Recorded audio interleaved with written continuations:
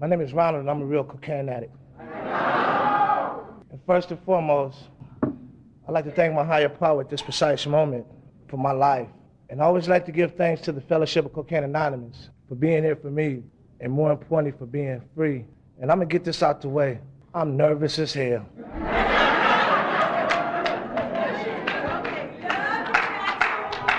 I spoke all across the United States, and it's just something about being at the world.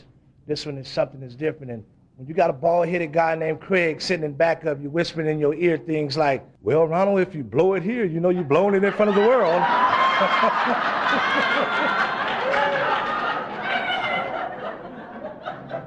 I want to thank this convention committee. I want to thank the great state of Arizona. I want to thank Patrick for asking me to come out and share my experience, strength, and hope. And I also want to thank Mike, who picked us up from the airport today. They couldn't have sent a better guy to come out and pick us up, you know. And this is the first world convention of the new millennium.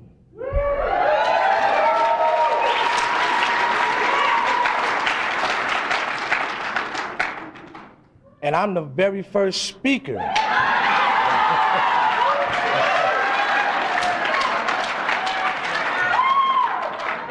Of the first world of the new millennium. I'd like to send a special shout out to my HFC family. That's all of us. Yeah. The online meeting, you know, we do what we do. Sit behind computer screens, lurking. looking for the wrong statement, you know, waiting for somebody to break a tradition. Cigarettes burning,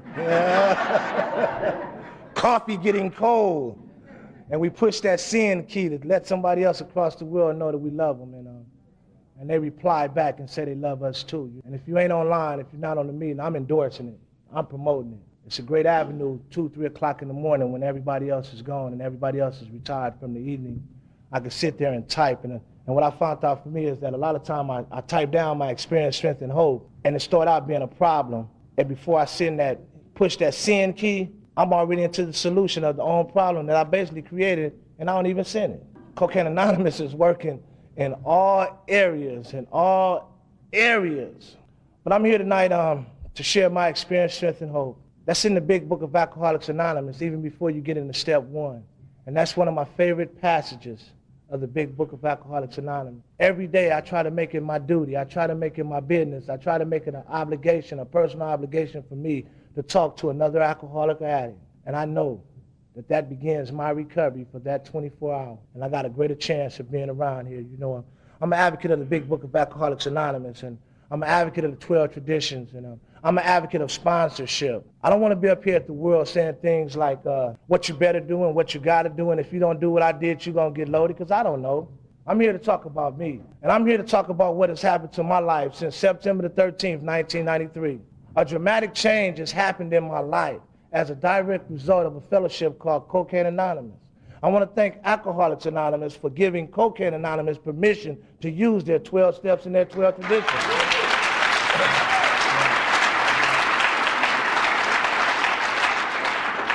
And this is the world. This is the world.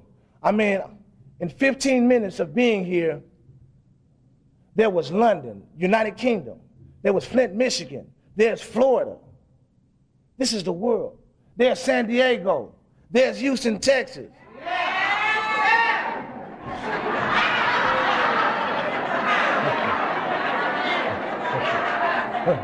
There's California.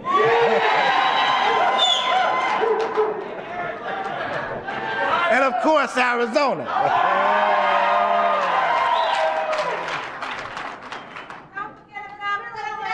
And I'm not going to name all 50 states. Philadelphia. Right now, I understand. Last year, I was at the convention in Milwaukee, and I understand why Danny got up here and he told them jokes. He had to do something to kind of like loosen up. I'm getting kind of like loose now. And I'm not going to blow it, Craig. But what I'm going to do is what I've been doing for the last 6 years, 9 months of my life, is sharing my experience, strength, and hope. What I was like, what happened to me, and what I'm like today. And it's real, real simple, and it's real, real clear. In 1993, something had happened to my life. I was completely homeless. See, I'm a real smoker. I'm not a smoker, or I'm not one of them when they talk about had the brown bottle with the flakes in the corner. I'm not one of them. I'm a smoker. In 1993, I was completely homeless. When I entered this fellowship, I didn't have no teeth in the top of my mouth. I damn sure wasn't wearing no silk shirts. I wasn't wearing no cologne having me smell good. I weighed in at 169 pounds, and there's some members in this fellowship that's in this room right now that saw me when I came in. I didn't have a key to nothing.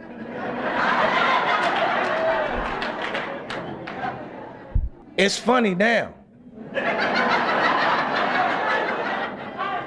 But it wasn't funny then. I was sleeping in abandoned houses. I was sleeping in shooting galleries. I was sleeping with people that had full-blown AIDS, and I was watching them draw blood into their syringes, and I was stepping over needles.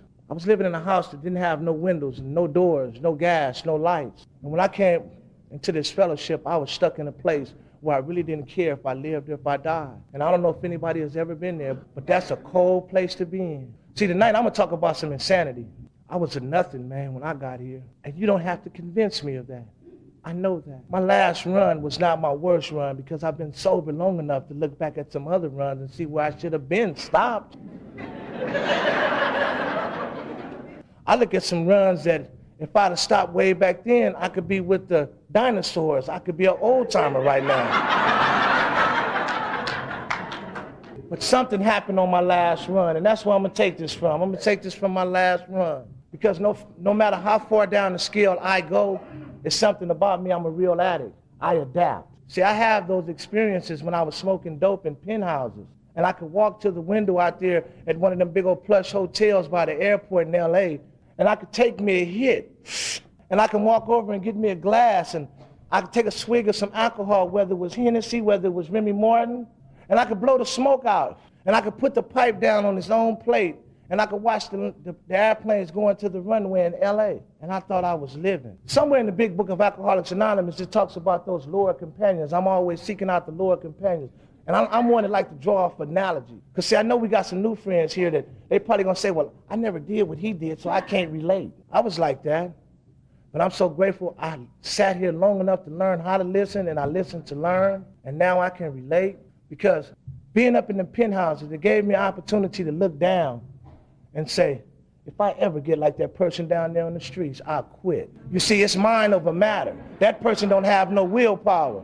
Somebody know what I'm talking about? Okay. See, because somewhere in Bill's story, if I'm not mistaken, it's on the very first page of Bill's story where it says, ominous warnings, I fail to take heed. Where I come from, people don't use that language in the projects and Watts.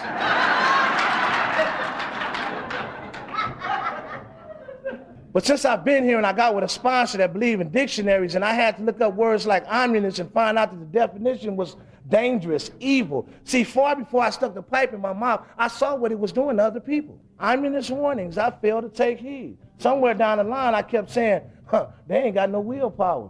It's mind over matter. They letting it control their mind.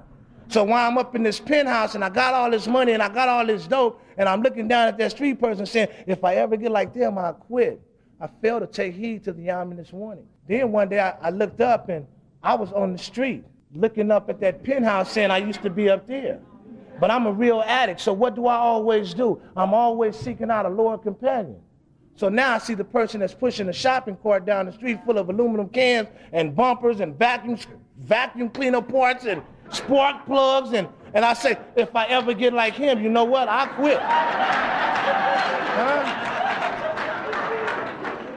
But something happened. I didn't come into this fellowship pushing a shopping cart. I had some pride, and I had some self-esteem, and I had some dignity about myself, and I refused to push a shopping cart. I was the one that was always walking with the person that was pushing the shopping cart. Telling them where we can go sell this stuff at. But then when I looked up and I saw where my life had gotten me, you know what I did? I saw that person sitting on the curb. So what do I say? If I ever get like him, I'll quit. Until one day I look up and I'm sitting on the curb. But I'm a real addict. I'm always looking for a loyal companion. I'm always looking for somebody that I could be better than. So now I see the guy that's laying down sleeping in his own piss. And what do I say? if I ever get like him, I'll quit. He's pathetic. Until one day, I look up out of one eye and I can smell my own urine. I look up and I see the coroner zipping somebody up in a body bag, and I say, that damn fool should have quit. But what happened is, Cocaine Anonymous reached out and grabbed me when I was on the curb, and that's where I'm going to start my story at tonight. September of 1993, after going through everything that I've been through, I'm a 5-time loser, like they talk about in the big book of Alcoholics Anonymous. In California, I'm a 3-strike candidate. I've been to every major penitentiary that California had, and I'm not saying this to brag, and I'm not saying this to boast. I'm just sharing my experience, because I've spent years in San Quentin. I've spent years in Folsom. I've spent years in Soledad, Mule Creek, CMC, Donovan, and I can name a whole bunch of them. 15 and a half years of my life was spent in the penitentiary, and I'm one of them convicts that as soon as I get off the bus, the goon squads is there putting me in some shackles, and they put me in prison inside of a prison based on my behavior. I go to Deep Seg, I go to Ash Seg, they put me in segregation. I spent 2 years and 1 day in the hole. I didn't have a cellmate. My next door neighbors was of another race, so they wouldn't talk to me. So what do you do in a situation like that? I ain't got no drugs and no alcohol in my system. I know what it is to go straight starving crazy, straight starving mad without drugs or alcohol. I found myself in the penitentiary, being in the hole 2 years and 1 day at the Hatchby Max shoe program. Hey, Strange. Yeah, Toon, what's up? Man, we was out there in Arizona at that World Convention. Yeah, we sure had a good time, didn't we, Toon? Man, you think we'll ever go? Then one day I looked up and said, who the hell am I talking to? What the hell is happening to me?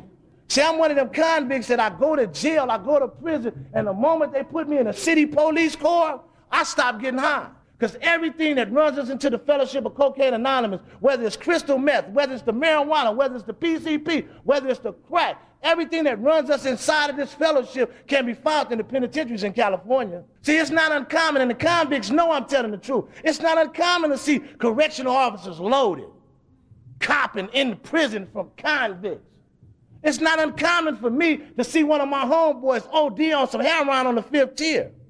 It wasn't uncommon for me to see somebody pissy drunk staggering across the yard. But for whatever reason, when I'm incarcerated, I don't touch nothing. Nothing. I'd be like the co-founders of the program.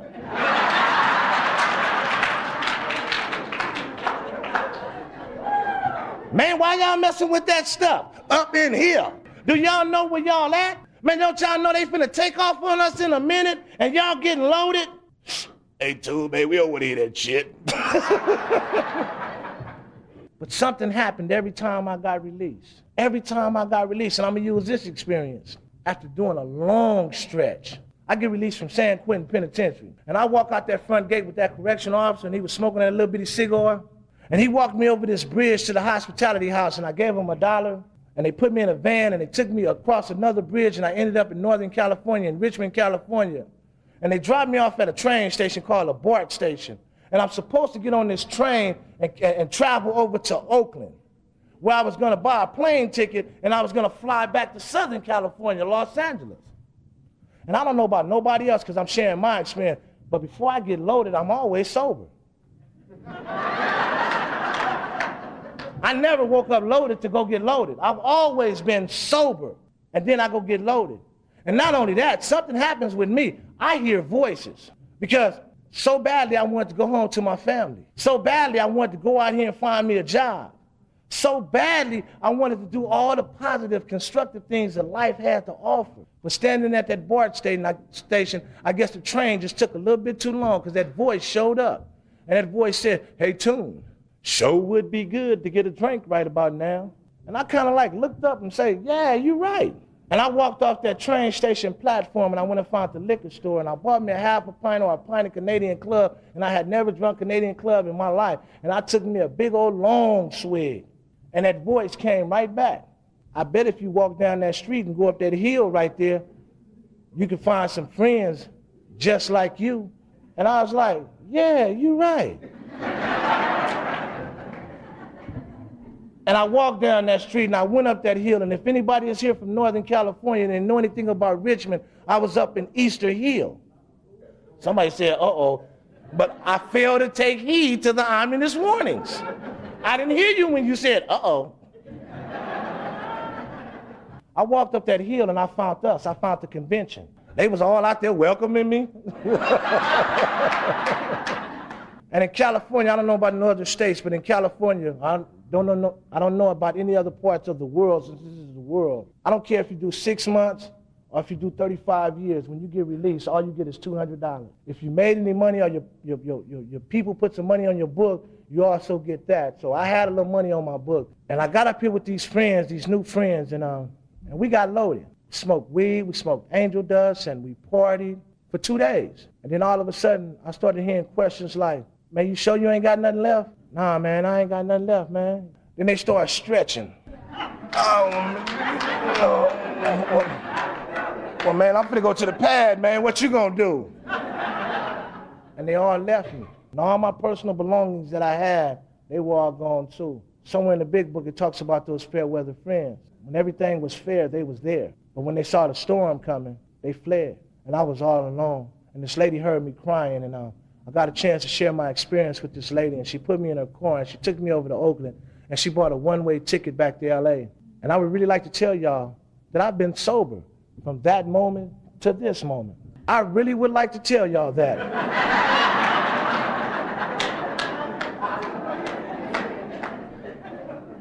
But I kept going, and I kept going, and I ended up back in the pen. I stopped getting high in the pen.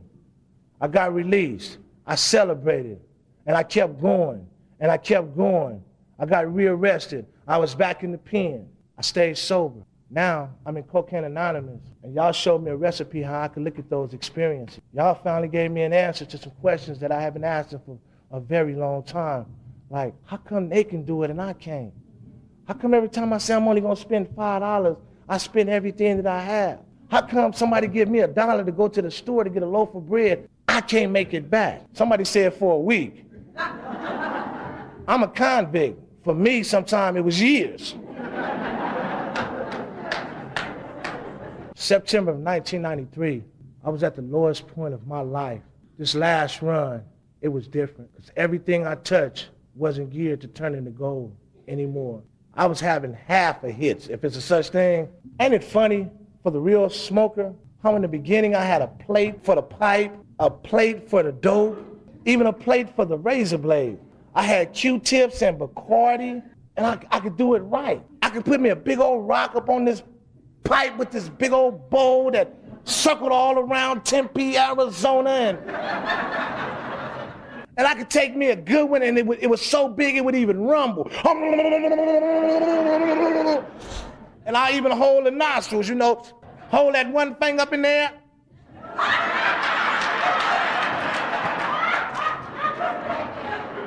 And blow it out with finesse. Somebody know what I'm talking about? That was during the time when I didn't need Cocaine Anonymous. Now, let me share the flip side of that. Because for me, that lasted for a while. But something happened. Because when I got to Cocaine Anonymous, I ain't have no pipe with no bowl that even thought about circling around Tempe, Arizona. I had a little bitty straight shooter. I had a lighter with no top, no visible fluid. I had a little piece of dope on the tip of my tongue. Sometimes I mastered the art of using a half a match. I learned how to split matches in half. Somebody know what I'm talking about? It's some real addicts in here. And the best I could do was do that balancing act, get that little piece of dope. Because see, I had started getting dope now.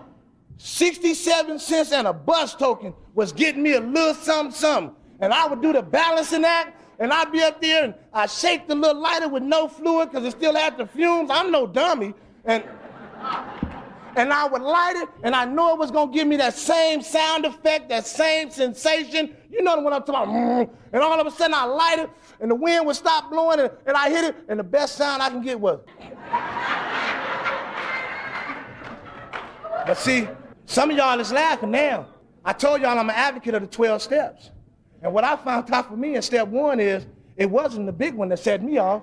It was that little bitty one, time after time, and look, that's just enough to set me off. I try to match everything with recovery. They got a commercial, Energizer Rabbit. He runs around the world beating his drum all through the United Kingdom, all through Pensacola, Florida.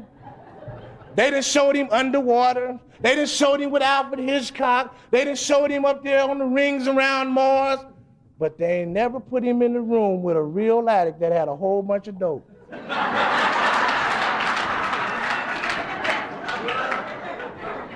You put him in the room with me when I was smoking and I had the supply, he would take that battery out of his back and tell them people he quit. I can't hang with him because he just keep going and going and going.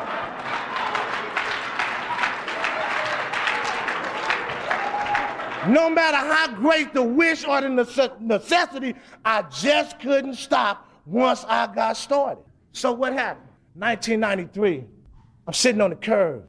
I can't go on my mother's property. My family didn't want nothing to do with me. My whole community turned on me. I didn't have a real friend in the world. I had my little bitty pipe. I had that lighter with no top. I had a swig of alcohol in the E&J bottle. And I was sitting on this curb. And the coldest part about it is that I was okay. I wasn't messing with nobody. One of my friends, lifelong friend, who has never talked down or talked about me in my face, was on his way to work. And he was on the opposite side of the street. And this is where change happened in my life. As he walked, he stopped directly across the street from me. And he just stared at me for about 2 minutes. And I stared back. And he looked like a deer that was caught in some headlights. And he held his head down and he just shook his head. And he went on about his business. Something happened. And I didn't know what happened to my life until I became an active member of Cocaine Anonymous. And what actually happened is that I had a moment of clarity. I had some sane thinking.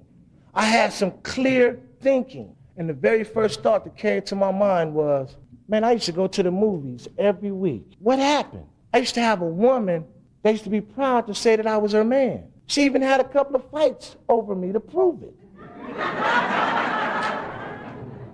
What happened? And I didn't have an answer. My mother used to be proud to tell the world that I was her oldest son and that I was going to be somebody. What happened? I used to live in a 4-bedroom home with comforters on every bed, color TVs in every room. What happened? My reality is that I didn't have an answer. I didn't know what happened, but I had a clue. I knew it had something to do with that pipe. But it didn't have nothing to do with this alcohol. It didn't have nothing to do with the marijuana. But it was the pipe. Some people had planted the seeds of recovery in me because actually this last time I was supposed to go from the penitentiary straight to a treatment center. But you know what happens. When I had 9 months left to go, yeah, y'all, I'm going to a treatment center when I get out. Boy, they say you lift weights in there. They got ping pong tables. 4 months, I started asking questions. You ever been in that treatment center? What they really doing there?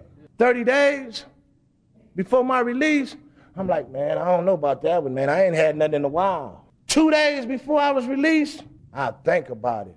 That day I got released was the best day of my life because that's what set me off on that long run that tore my ass up. And what happened is I got up off that curb and I called the treatment center and I told them my dilemma, and they instructed me to go to a meeting, and then they told me if I can get here at a certain time that they would have a bed for me, and I followed their suggestion. And I see John G back here, and the very first Cocaine Anonymous meeting that I went into, I was completely homeless, like I said, and I was carrying a black duffel bag, and I put this black duffel bag up under John G's seat, and I went and I sat up in the front row without anybody telling me to do so. And a person came to a podium like this, and they truly believed in tradition number 5, carrying this message to the addict who still suffered. It appeared that they had had a psychic change. It appeared that they had had a spiritual awakening as a result of some kind of step, because they was carrying this message, not my message of who's screwing who in Cocaine Anonymous, not my message of trying to turn Cocaine Anonymous into Relationship Anonymous, not my message of who's doing this on the other end of town Anonymous.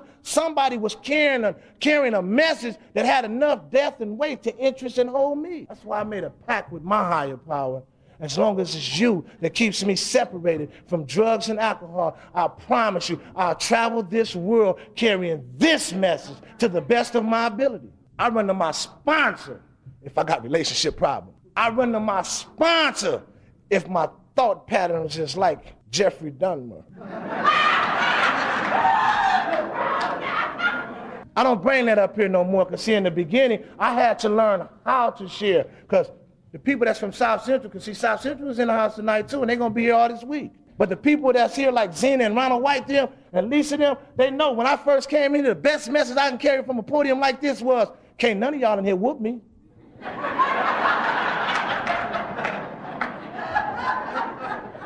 I got more guns than all y'all, but something happened. I got beat out $20 one time. Remember, Strange? I got beat out of $20. Dude played me in a fellowship, playing somebody that $20 was like $1 million. I went to he kept me going to meetings though, but I was going for the wrong reasons. Because I went to every meeting in South Central Los Angeles, carrying a message, telling everybody what I was going to do to this brother as soon as I caught him. He gets so scared, he give my sponsor the $20. My sponsor come bringing me the $20. A young lady come pick me up to take me to a marathon. Y'all teaching me that I could be a gentleman. I jump out the car to buy me and her a pack of cigarettes, and I done lost the damn $20. So I had a double resentment. If he wouldn't have played me in the beginning, I wouldn't have lost it. He kept me going to meetings. But it took people like my sponsor, and I want to take this brief second right now to tell the world that I love my sponsor. Because I hear people coming to the podium now, and they starting to say things like, in our area, our district, I hear people say things like, you better believe in God, because your sponsor will flee on you. Huh, what you gonna do when your sponsor ain't at home and the phone just ringing? You better learn to rely. In the beginning, what happens with a brother like me that didn't believe in God? Huh? When my sponsor became my higher power, because it seemed like he had all the right answers. What happens when this group of people like Paulus, Durrell them, and Veronica them from Houston, Texas, and my boy Vandal from West Salina, Arkansas, what happens when I start believing in them? Huh? And they became my higher power. So that's one of the worst things that I could come up here and tell our new friends. My thing is believe in your sponsor. If you got a sponsor that believes in sponsorship. Because see, I've been around it long enough to see some sponsors that become drill sergeants. Want you at their house every Saturday cutting their grass? Babysitting 6 generations of kids? My sponsor is always drawn off his experiences when helping me deal with anything that I've been through. And I'm going to talk about some of the things that I've been through. I got to this meeting, man, and I don't know if this speaker was sharing his experience, strength, and hope, or he was just saying something to help me come back and help me stay. People rallied around me, and I seen men's hugging men's, and I couldn't get with that one. Because see, where I come from, if another man hugged another man, you best believe he was running a knife up in his back. He was running a knife up in that kidney. And I stayed away from them hugs for a very long time around here. How do I know this program works in my life? Because these people rallied around me and they said, keep coming back. They helped me get into a treatment center, and I went into this treatment center and I had a plan, and the plan was I was going to stay here for 2 weeks, learn how to get the pipe out of my mouth, go back to my community, give me some more dope, start back selling dope, and come up. Because see, I got to remember, I once had a life. I had a life where I was wearing tailored suits. I had a life where I was going to Arthur Williams them in L.A. and the Delgado brothers, and they was fitting me and making my clothes. I had a life where I was wearing neck full of gold like I was Mr. T. I had diamonds. I had a life where I had a Cadillac, Barcelona hats every color. I had lowriders hopping up and down Crenshaw. I don't ever want to forget that. But something took all that away from me. So let me get the pipe out of my mouth for 2 weeks, and it's possible I can get that sit back. I get into this treatment center, and I got to tell this one, Strange. Got to tell this one, Ronald. I took my best friend with me to a treatment center, my 9mm, because I didn't trust nobody, and I had created a lot of enemies. Where I come from, wasn't nobody saying keep coming back. They were shooting at me, saying I better not ever bring my black ass back. And then I come around you people, and y'all saying things like keep coming back, and I got into this treatment center, and I had a real bad attitude. See, I was real angry when I got here. See, I got the experiences of beating up men's and women's in this fellowship. And I'm telling that to the world because I'm free now. This the world. See, I know what it is to come in Cocaine Anonymous and talk about how good the fellowship is and talk about how good my higher power is and go right back home and slap her. I've had those experiences. But for the grace of God, I ain't put my hands on nobody in a long time. It may not mean nothing to you, but coming from where I come from, that's a big change in my life. Because like I said, I still think like Jeffrey Dunmore sometimes, whatever his name is, Jeffrey, the boy that eat up people. But I learned some things around it, Vandal. I start saying things like this. God, that's an ungodly thought. Could you please soften that thought? Could you please remove that thought? Because see, I'm real dangerous if I act on it. And please, I'm not trying to say this to intimidate nobody. Don't get with me out in the hallway talking about I'm tougher than you, because I ain't trying to relapse in that area of my life. I'm just sharing my experience. Because see, in the chapter to the wives in the big book of Alcoholics Anonymous, they talk about people like me. They talk about the alcoholic addict number 4, the one that get loaded and get violent. That's me. Y'all told me when I got here I couldn't differentiate the truth from the false. I couldn't differentiate right from wrong. So what makes you think I'm going to take a split second and differentiate gender? I'm a violent person. And I have to say that so I could get out of denial and admit that to my innermost self. But I ain't always been that way. I used to be a lovable little kid. I was even scary before. But something happened. Alcohol and drugs gave me the courage to become a character. And I built an image that I had to live up to by any means necessary. See, I understand when I was young, now I used to always hear my elders say things like, a drunk tongue speaks a sober mind. A sprung tongue that can speak, it do too. Because cocaine and alcohol have made me run up on people that I really should have been afraid of. How do I know that? Experience, insanity. I'm sitting on this wall one night in my neighborhood and I'm not messing with nobody.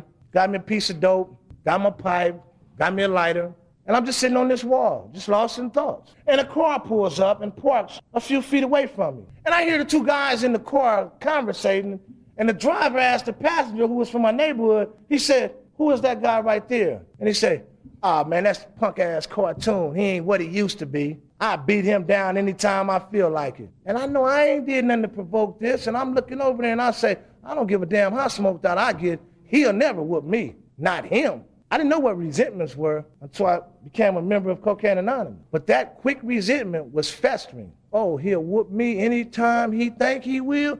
I got to take a hit and think about that one. Oh, no, he won't either. And I knew in my gut that I was going to get him, and I knew in my gut that I was going to knock him out. But I had to wait till the driver left because I can't whoop two of them. I'm kind of like losing it now, you know. I ain't like I used to be, you know. But he finally got out the car, and I remember he was a dope dealer in my neighborhood. And I remember leaning back on this fence, and he came on the side of me, and he said, what's up, Toon? How you doing, man? I said, oh, I'm just smoked out. I ain't what I used to be. To let him know that I heard him. It didn't even faze him. But I was over there hot. And I knew I had one shot and one shot only. So I had to give me some momentum. So I started holding on to the fence, pulling myself back and just rocking. And I'm steady watching him. And when that chin was in the right position, I came off with that left hook and I put it right where it was supposed to be. He spun around and he hit the ground. Of course, I had to run with that. Is that what y'all do around here now? Y'all go to sleep when y'all ain't even sleepy. So while he sleep, I had to go in his pocket, I had to go in his scrotum, I had to go in his sock and get all his money and drugs. And then I go 2 streets over. It's amazing how I done made it here this morning from LA to Phoenix, but when I'm sprung, I stay on 113th, but when I'm on 115th, it seems like it's the same distance from LA to Phoenix. So I done just robbed a dope dealer in my neighborhood. I done just knocked down a dope dealer in my neighborhood, and I go 2 streets over and think I got away. He has a car, I don't. So I go around here, and of course I got to test the dope, make sure it was worth taking, and make sure I'm not going to be selling nothing bunk, because I don't want them to come back on me. And I take a hit of that dope, and that voice come back. And that voice started saying things like, man, you ain't never ran from nobody in this neighborhood, so don't start now. And I blew the smoke out, and I was like, yeah, you right, this my hood. And I took another hit. And that dope said, now go back around there. And I said, I'm going. And I got around there, and I turned the corner on 113th, and they was in the middle of the block, and I hollered his name. Hey, you buster! And the whole neighborhood just vanished. Because they knew I was quick with them guns. I'm a real addict. I get another hit, no matter what excuse I use. I'm going to get another hit by any means necessary. If it means running a knife in you, if it means busting you in the head with a baseball bat, if it means putting a projectile in you, I'm going to get me another hit by any means necessary. But something happened this night. I got that boy dope, and it was some good dope. And he came into the middle of the street, probably about 150, 200 yards from me. And he got down on one knee, and he turned his hat backwards like he was on a SWAT team. And he pulled out his gun, and he was taking perfect aim. And he shot. Pow! And I heard that projectile pass the left side of my head. And the best I could do was tell him, "You missed!" And I put another piece of dope on there, and I hit it. And you want me to come up 10 paces? And I took a couple of steps. And he aiming. And he shot again. Pow! And I heard that one on the left side of my head. And I tell him again, "You miss! You crooked! You can't even shoot straight! And your dope is good!" And that brother did that 3 more times while I heard the projectile come on the left side of my head. The 6th one did something different. The 6th one came on the right side of my head, and it hit a pole.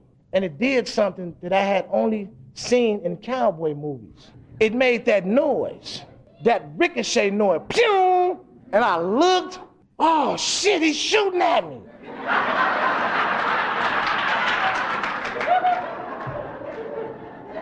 And I broke and ran. They got to talking about insanity and cocaine anonymous. I didn't have to sit here and argue with my sponsor, with the workshop crew in LA. I didn't have to argue with them. Once they taught me how to look back at some experiences and talk about that, I'm ready to go on to step 3. I'm just throwing out bits and pieces of my life. And maybe you're going to understand why I love Cocaine Anonymous. I get into this treatment center, and I got this 9mm, and to show you, I got a convict mentality. I got a gangbang, because I'm also a former gang member from LA, and where Jackie at from London. See, my London crew, they know about me in London, and y'all don't. Because I'm in books over in London talking about my gang affiliation. I wasn't a little wannabe gangbanger is what I'm trying to share with you. I wasn't a little violent person is what I'm trying to share with you. But the best I could do in this treatment center is, remember Ronald, how they used to give us them styrofoam cups of peanuts to help us get our appetite back? And they used to give us a cup of Kool-Aid, and the peanuts started tasting good. Man, I'm running through the recovery home, throwing them in the air, catching them, and my appetite was coming back, and I just couldn't get enough of them peanuts. So what do I resort to? My gang-banging mentality, my convict mentality. I pull out my 9mm, and I'm running around the recovery home, robbing guys for their cups of peanuts.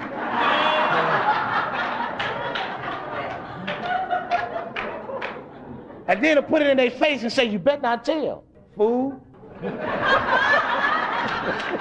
But something happened. If we got some new friends in here, and some people coerce you to come to this convention, and you really, really don't want to be here, or maybe you're going to get us a chance. Maybe you're just here to get the woman back, the man back, the kids back. Maybe you're here to get off probation or parole. Maybe you're here to satisfy your employer and get your job back. And once you get all that back in your life, you want to go back to drinking and using.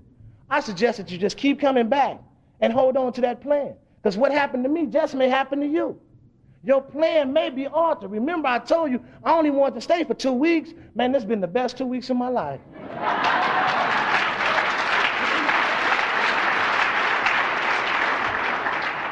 This has been the best 2 weeks of my life.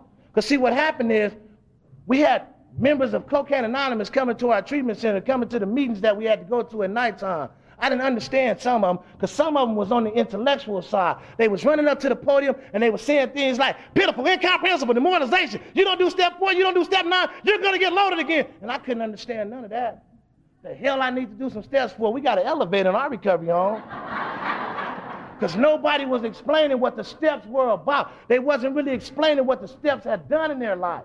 They were just telling us we're going to get loaded if we don't do them. Then you had those who came to the meeting, and they shared so angry. I'm telling you, you better do it. And I'm sitting out there saying, he must think he hard or something. He holler at me like that. Look, I do something to him.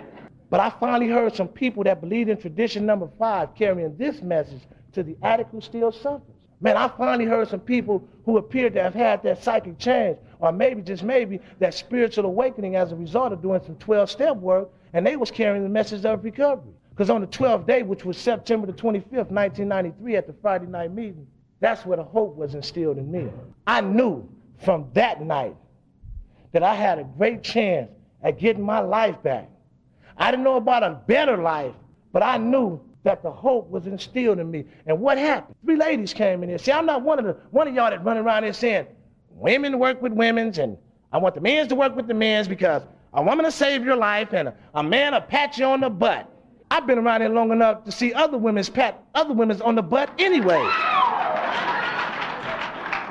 And if you really ever get into the Bill W. story, or you really learn about Dr. Bob, Bill W. never got rid of Lois. Dr. Bob never did say, Henry, I can't be with you for a year. See, I don't say stuff like, don't get in no relationship in your first year. I say the complete opposite. Get in about 4 or 5 of them and get them out the way. Because you might find out what I had to find out, is that I was too emotionally immature to be in a relationship. Because being in a CA relationship real young, I started doing some things around here that I wasn't even doing when I was getting loaded anyway. Stalking.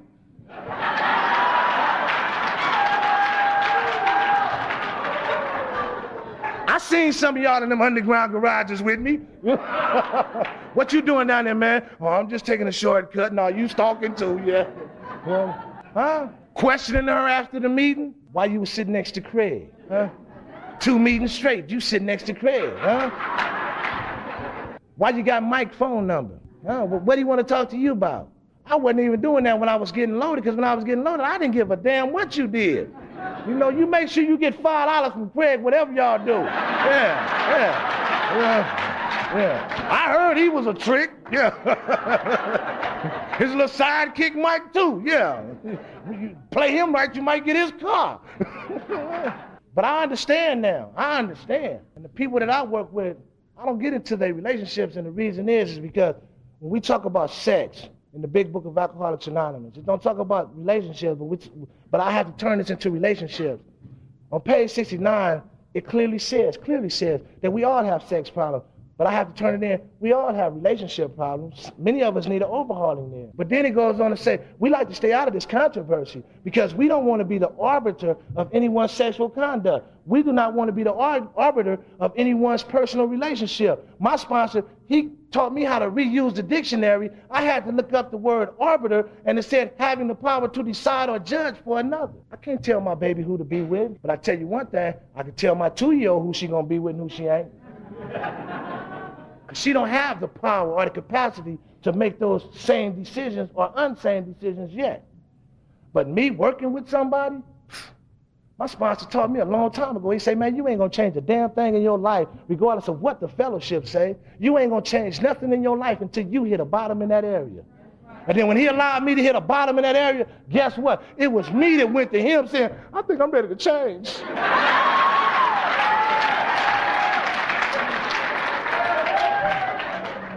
I've been in several relationships since I've been sober, and I've been in a whole bunch of affairs since I've been sober.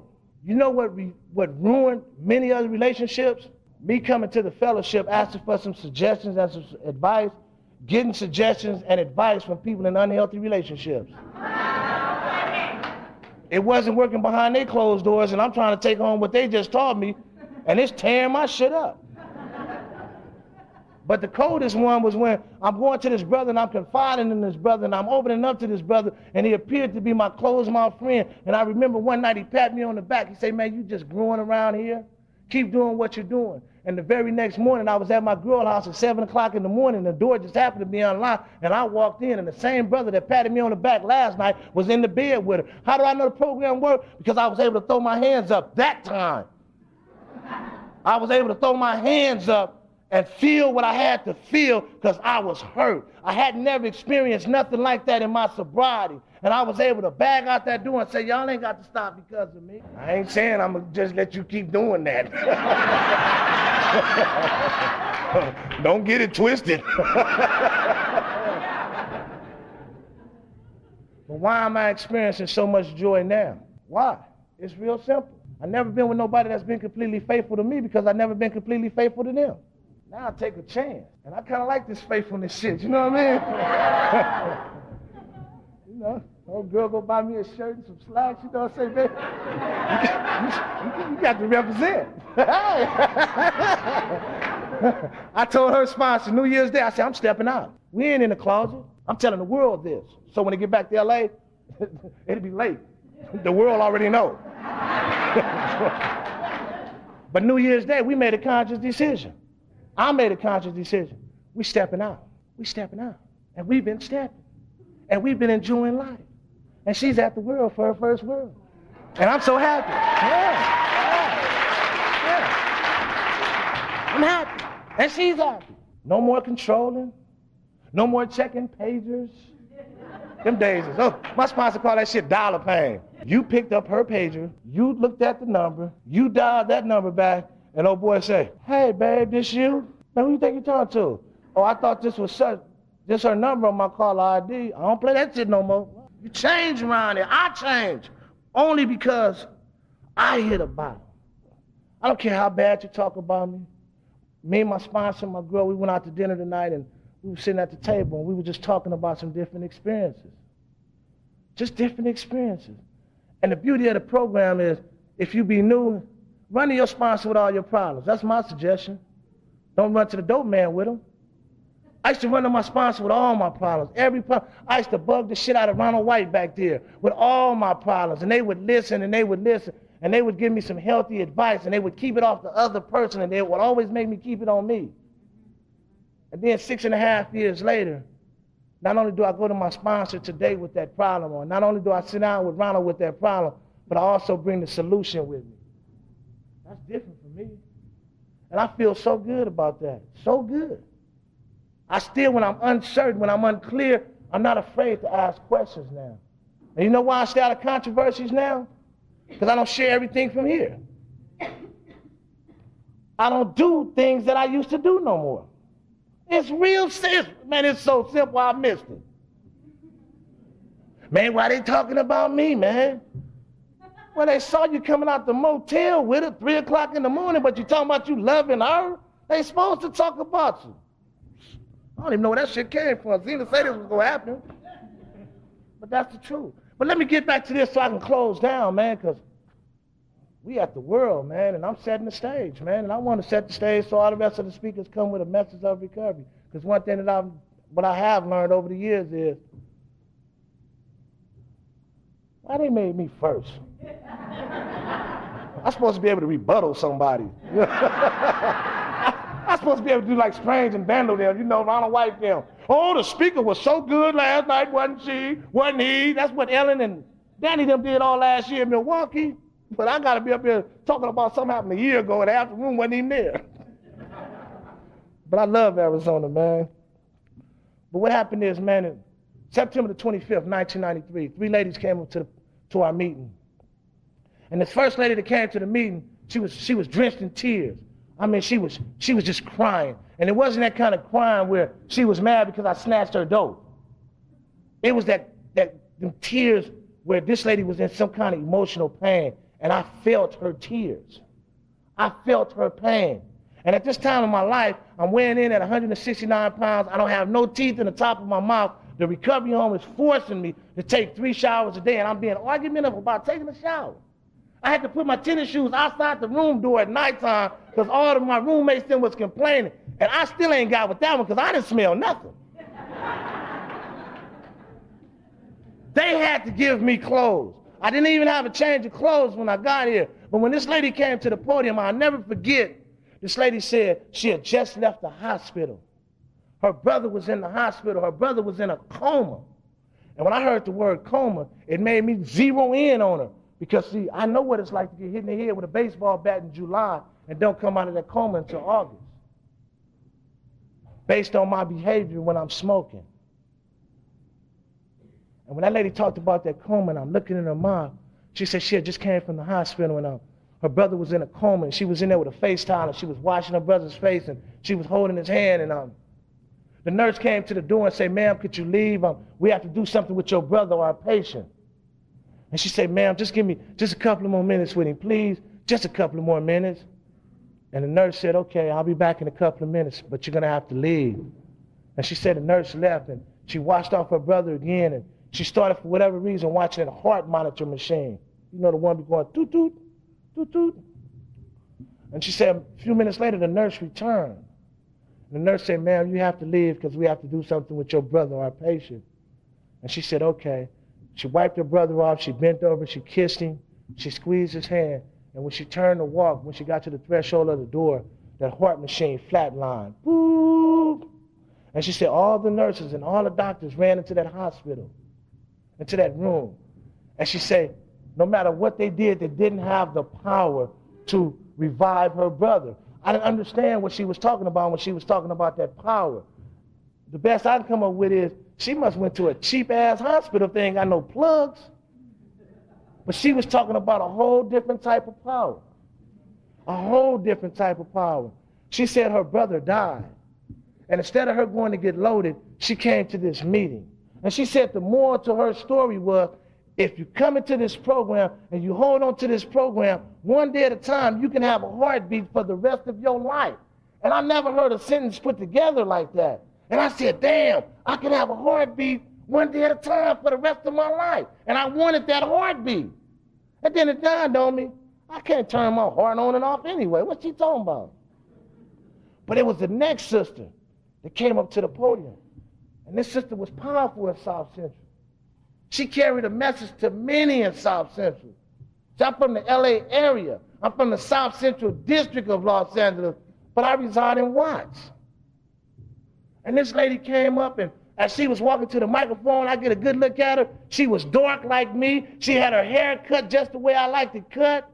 She had the pedicure. She had the manicure. She had on a nice outfit that I could tell that she spent a pretty penny for. She had a chain with some kind of emblem around her neck and diamonds, and I later found out it was a circle and a triangle. And as she walked up to that microphone, I said, ain't no way in hell that lady can be an alcoholic or addict. Not her. That lady is too fine.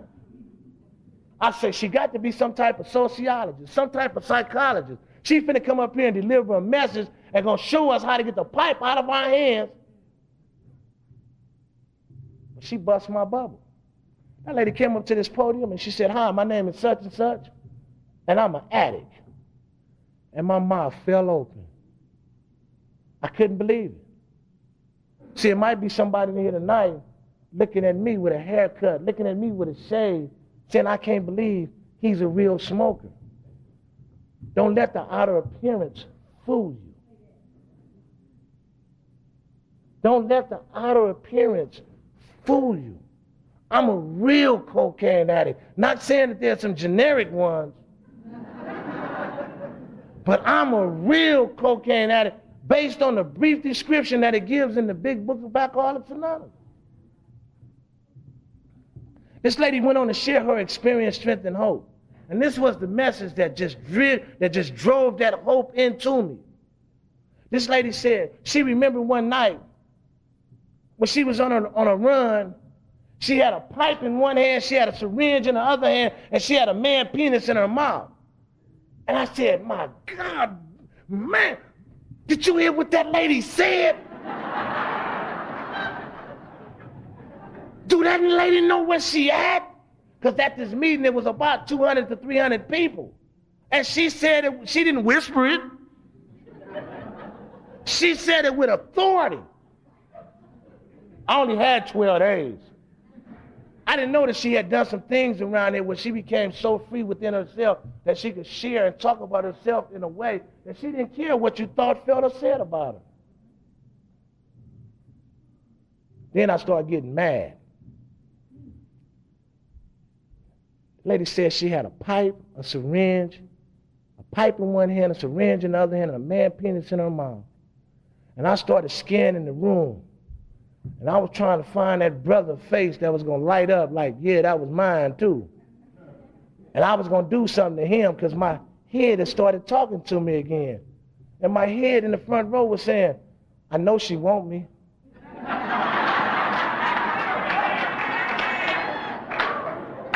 And I had claimed her as my woman.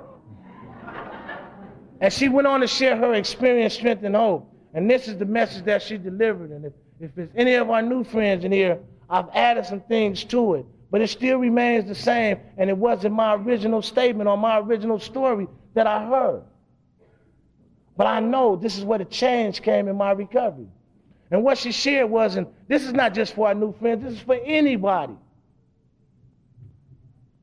She said, you may be new to the fellowship, and you may be confused and don't know if you belong here or not. But what I suggest you do is rewind the videotape in your mind to your last run, your last spree, the last time you were stuck on stupid, the last time your employer gave you that envelope saying your services are no longer needed here, the last time the Department of Children's Services took your babies up out of your arm, the last time you was in a police car watching your community getting smaller and smaller as a substation got bigger and bigger. The last time your family said, you're not welcome at this family reunion. The last time your parents changed the locks on you. The last time you got that bank statement and don't know where all your money went. The last time the dope man was chasing you down the street with a gun, a baseball bat, or just simply kicking you in your butt. And if you like what you see, then maybe, just maybe, you're in the wrong place. And you can add whatever it is from your own personal experience. I'm just here to stimulate thoughts. And she said, if you don't like what you see, maybe, just maybe, you're in the right place and welcome home. And something happened. Sitting in that seat, my mind began to drift by itself. And my mind took me back to the scene when I was in the projects with my trudging buddy. And why is it so hard to get a trudging buddy in here when I had a trudging buddy out there? I had somebody that I smoked with for a while, and we walked from here to Arizona to get another one. But it's hard for me to get one when I get in recovery. I don't understand that. But me and my trudging buddy, we both filthy, funky, dirty, and nasty. And we walking, and I got this piece of dope. I got this power in my hand when my son crossed my path. And I stopped my son. And I don't know about nobody else, but when I'm smoking, I get different kind of body movements. I can't stand still. I'm always rocking. You know, something happened to my neck muscles and stuff, and I can't keep my head still. You know, I'm always...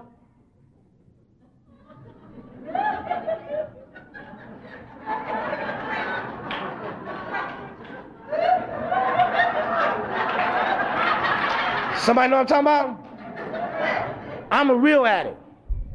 And I'm doing this in front of my son. And I tell my trudging buddy, boy, this is my boy right here. This is my oldest son right here. Boy, look, a spitting image of me, boy. And my son take a firm step, and I never forget, he kicked the heel of his shoe in some mud. And he looked me straight in my eyes. And what he did is, he told me his truth. He said, you're not my daddy. My daddy is dead. One of those experiences, again, where I should have stopped smoking dope.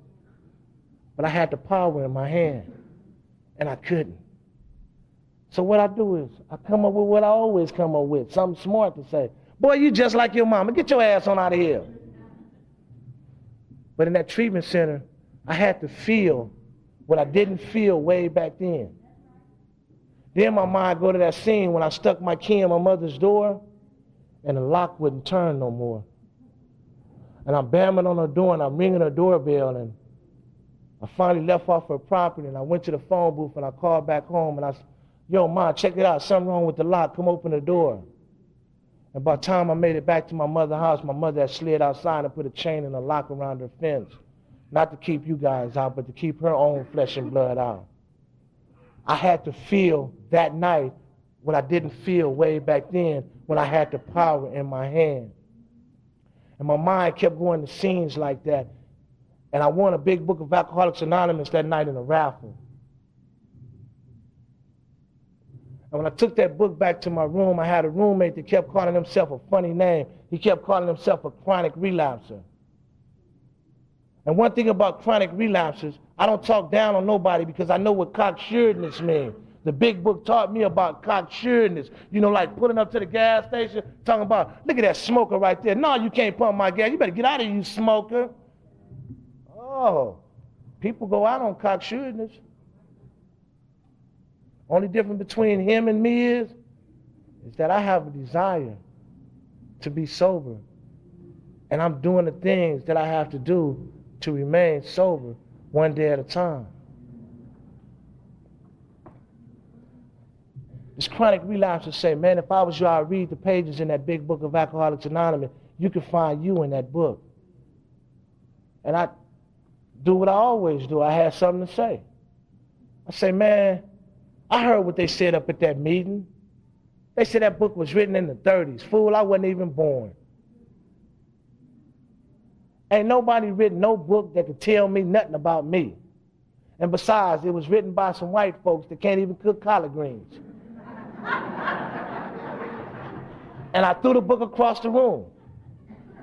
But that night, laying in my bed, I tossed and I turned, and I could not sleep because I kept hearing them ladies' voices in my head. And I got out of my bed and I got that book and I started flipping through the pages of the book, and when I stopped, there was a title that caught me. It said, 5-time loser. Up under all the stories, the titles in the story, there's what my sponsor calls squiggly writing, but it's actually italic writing. And it gives you a brief description of what this story is about. And it talked about this guy that got sober in prison. Me being who I am, thinking the way that I was thinking, I said, I bet the punk wasn't in no prison in California. So I began to read the story to see what prison he was in. And by the time I finished reading the story, I was crying.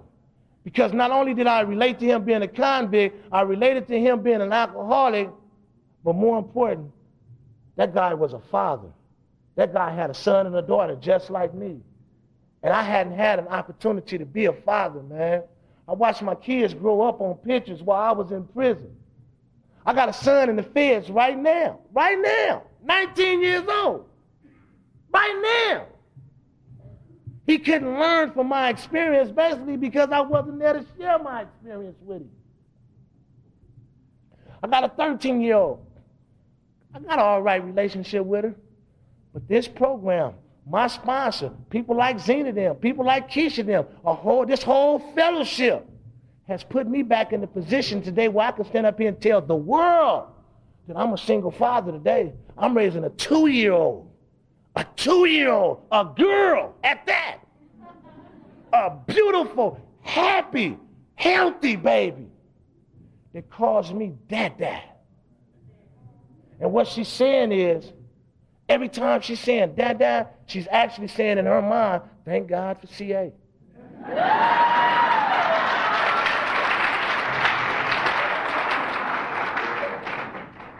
This fellowship has given me my life back. This fellowship is allowing me to be a father for the first time in my life. And I don't give a damn if I never get nothing for Father's Day. I don't give a damn if you ever tell me how wonderful a job I'm doing with my baby. When I go to daycare in the evening after work, because I am fully self-supporting too, through my own contributions. And when I go get my baby from daycare every day, and she tearing that door down saying, that's my dad. Man, you don't know what I get from that. I only came here for 2 weeks. Just 2 weeks.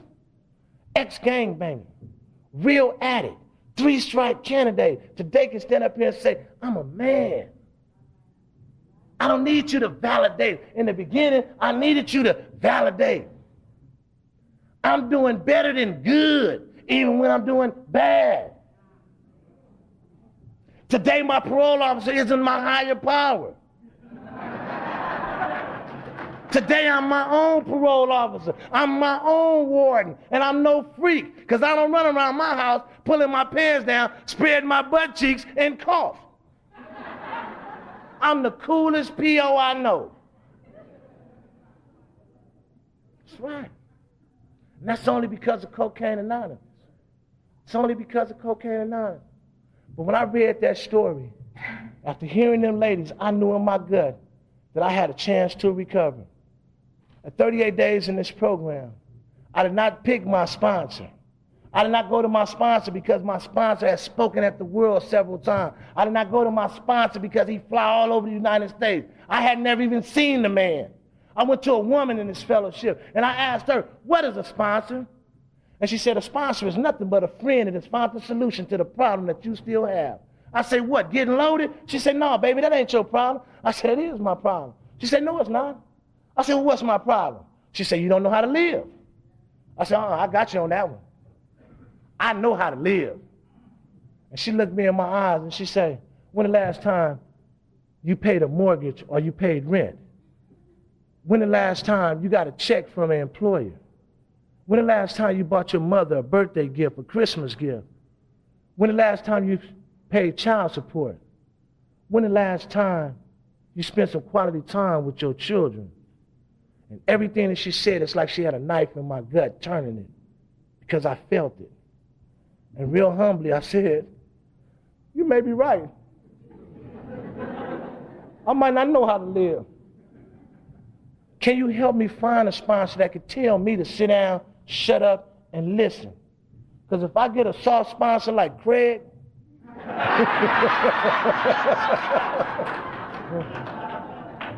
that I could take money from and have him buying me TVs and stuff, then I know I'm a die. I know. Something in me revealed that to me.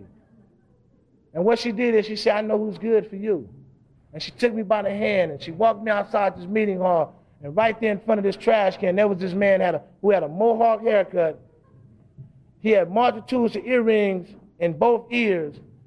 And the one that got me, he had a big old earring in his nostril. And he was standing there chewing on a styrofoam coffee cup, spitting the styrofoam.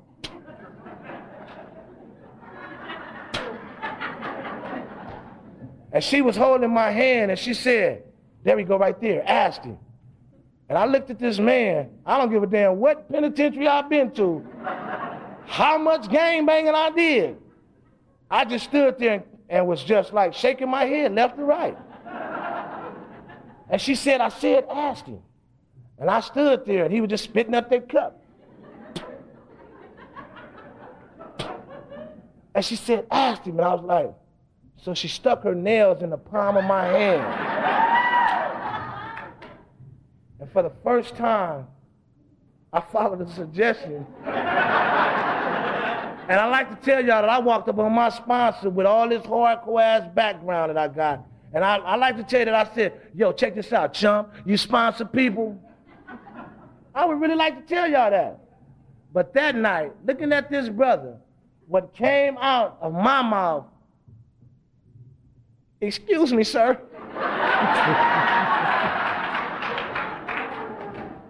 But do you sponsor people?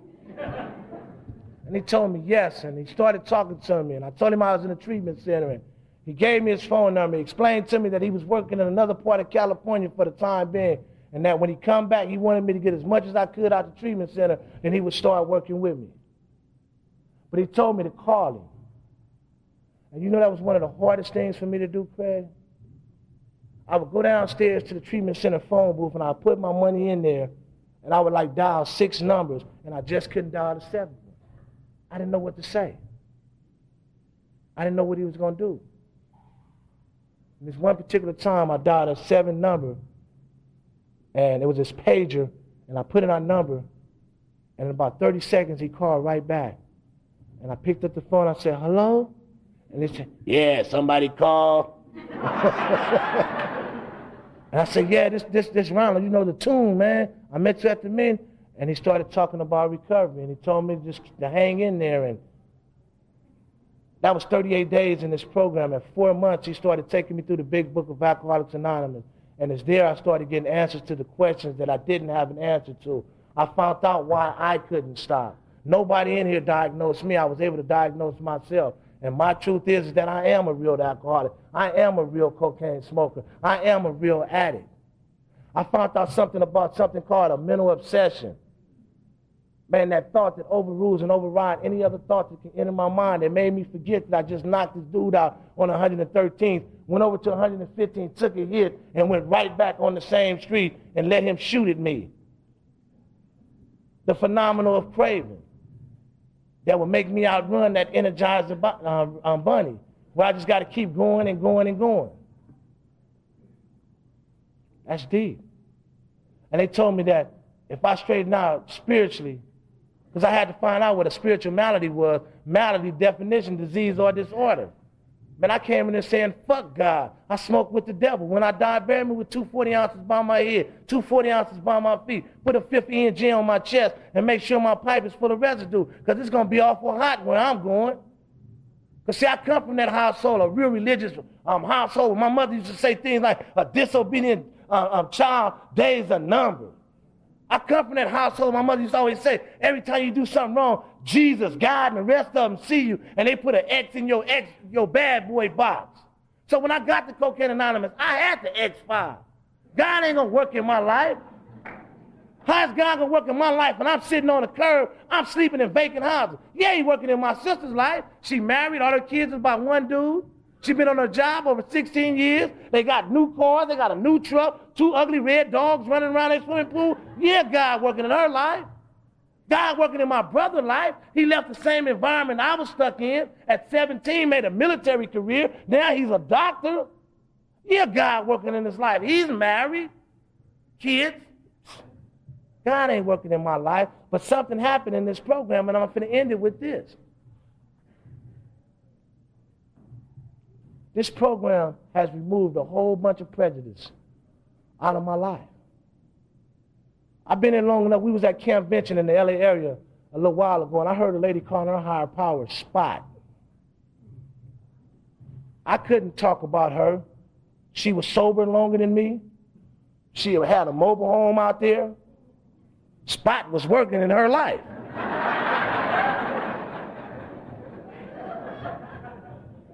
How do I know this program removed prejudice? I want to add this in it too. I came here, and I know today that I was annoying my sponsor, because I used to say things like this, Patrick.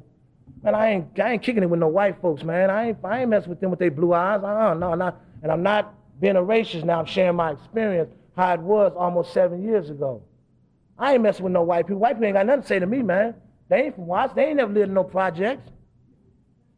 Today I know that I was annoying the shit out of my sponsor, because he know all y'all. You know? But what did he do? He called me one day and he said, man, you want to go to this meeting with me? And every time he asked me to go somewhere, I'm like, yeah. Because me and Ed was both on the same page, you know, me and him. Oh, yeah, man, them white folks, man, it's responsible for them. The crackers over.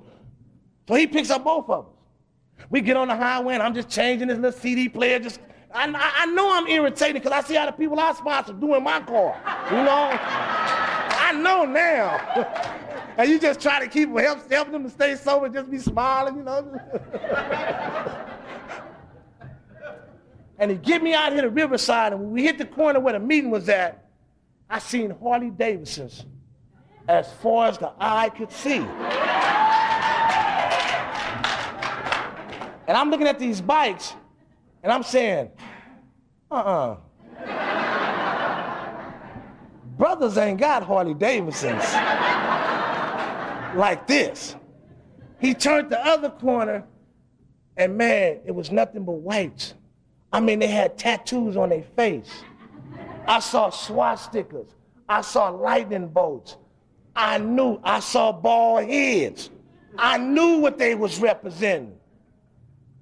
And I'm looking at my sponsor, and they like, hey, strange.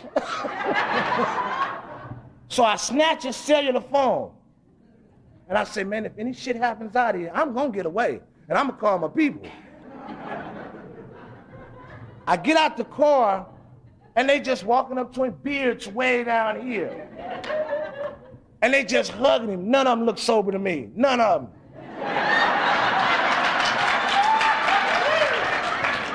It looked like Hell's Angel boot camp. We get in the meeting, and the meeting had about this many people. And penitentiary taught me how to scan any room that I go to, and I scan the room, and I find 3 other blacks. And they were so light. And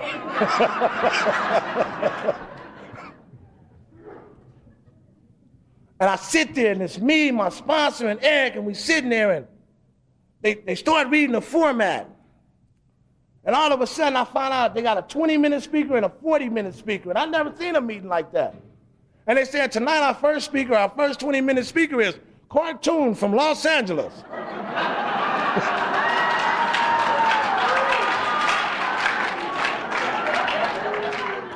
I looked at my sponsor, I'm clutching that cellular phone.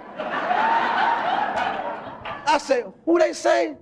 And the man say, our 20-minute speaker is Kartoon from Los Angeles. He said, go and get on up there, like he told me tonight. Go and get on up there. And I went up to that podium, and whatever message I was carrying way back then, at 20 minutes, they all clapped. And there was something different about that meeting. One of their principles, Craig, was that they all get in line and hug the speaker.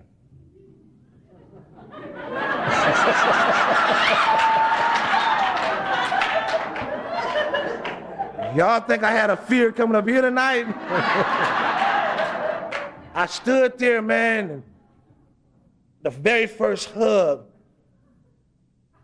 I was just waiting. See, y'all don't understand.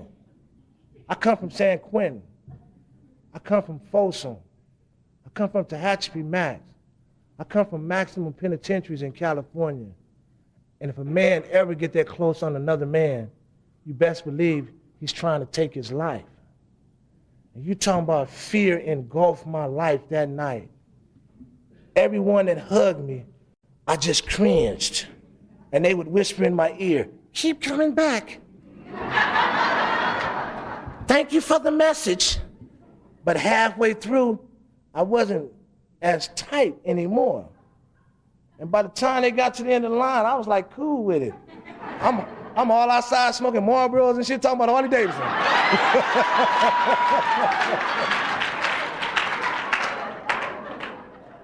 I'm looking at Rusty back there. I went from getting hugged by white people to sleeping in a bed in New Orleans with Rusty. They didn't have our room ready. They didn't have our room ready. But look, that was one of my most memorable nights. We was just out the Lee House the other day, you know what I mean? Kicking it out in San Diego, man, having a good time. I mean, the prejudice have been removed.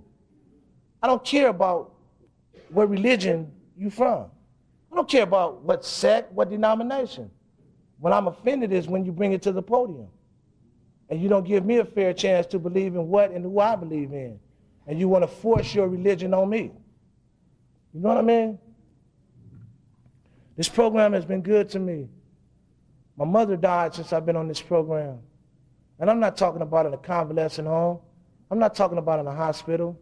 I'm talking about when I walked in on my mother and she was having a heart attack and I had to perform CPR on my own mother.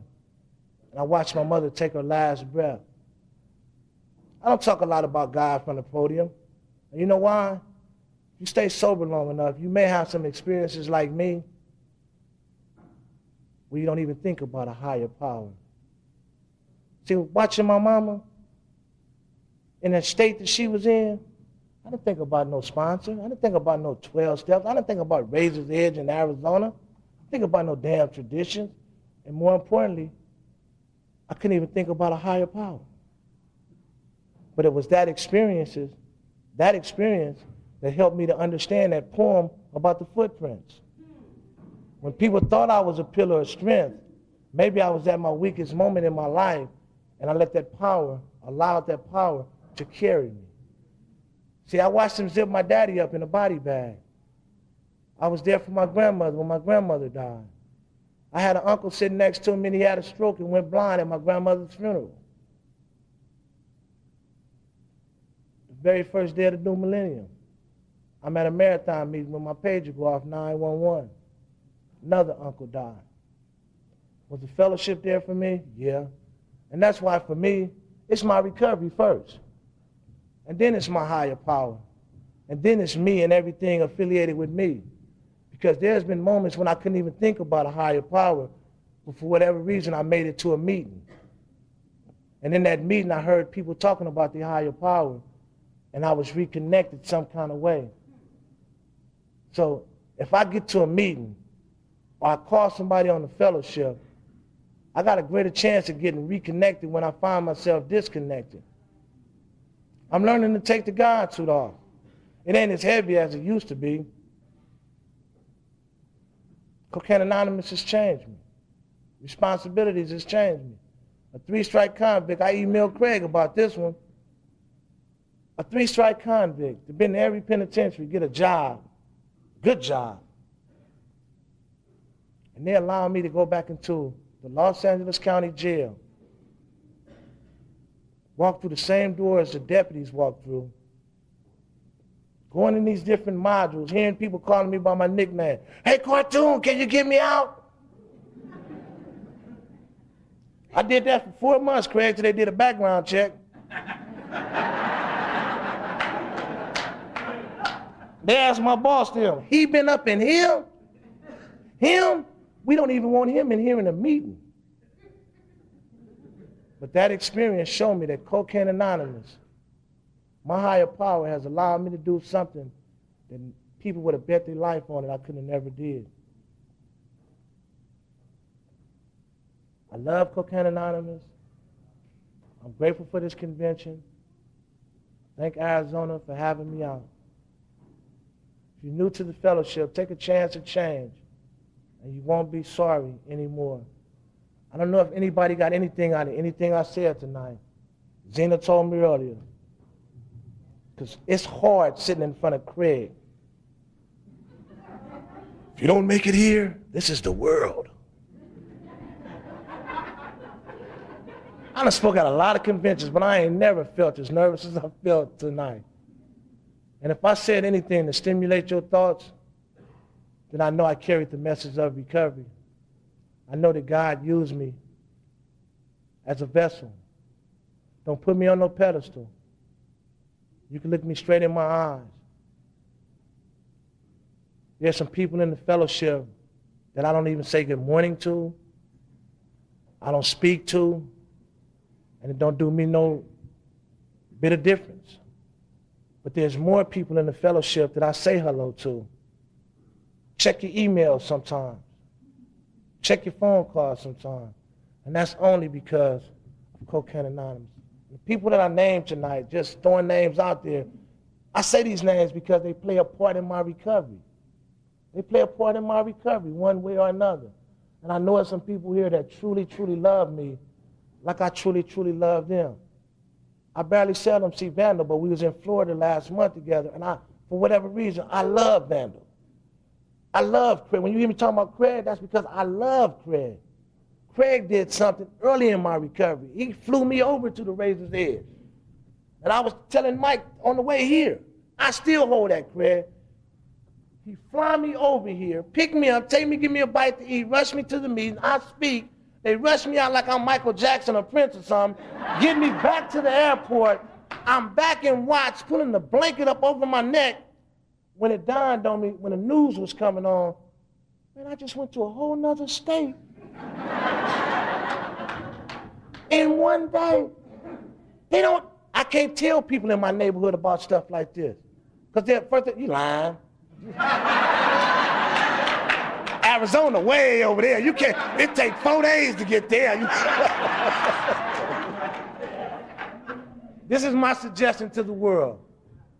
They had me as the early bird speaker, and I thank the committee. I thank Patrick with all my heart. Because more than a year ago, about 18 months ago, on a Sunday night, I'm going to my home group meeting. The phone rang, and here go a dude from Arizona. Hey, Kartoon. I said, yeah. We're considering having you to speak at the World next year. What do you say, pal?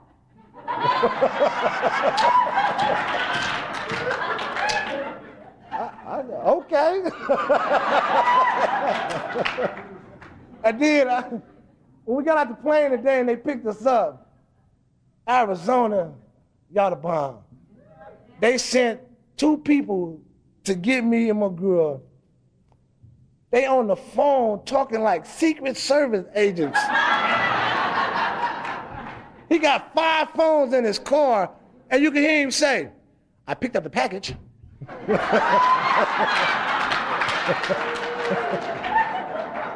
I'm going to deliver the package at the resort, then I'm gonna make a turnaround and go get the other half of the package. What the hell is Once again, my name is Ronald. I'm a grateful member of Cocaine Anonymous. I'm an active member of Cocaine Anonymous. And this is my shout out to the world, because it's the world that took a broken piece of nothing and sent me back home to my mother. My mother was happy when she died because her prayers were answered. It's Cocaine Anonymous that took a broken piece of nothing, rebuilt it, untwisted it, and turned it into something and sent me back home to my daddy. And my daddy was proud of me when he died. It's you guys that sent me back to my grandmother. You guys are responsible for me being able to get a babysitter for my baby for these next 4 days. It's you guys that made it possible for me to be working in the field that I work in now. And I truly thank my employers for letting me be here with pay. They call this educational. This is because I'm talking about grave emotional mental disorders. So they call it educational. You know what I mean? But more importantly, South Central District, LA area, all you people that believe in service work, all you sponsors that believe in sponsorship, all you old timers that have done your share to keep the doors open for a basehead like me, all my HFCers on the HFC meetings, especially you, Kevin, and I know John P. gonna be here.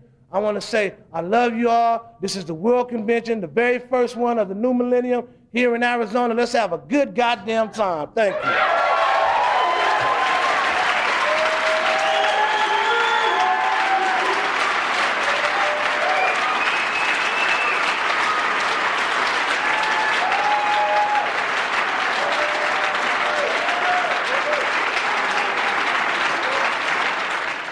This has been recorded by HP Audio Productions. To obtain further copies, please contact us at www.hpaudiopro.com.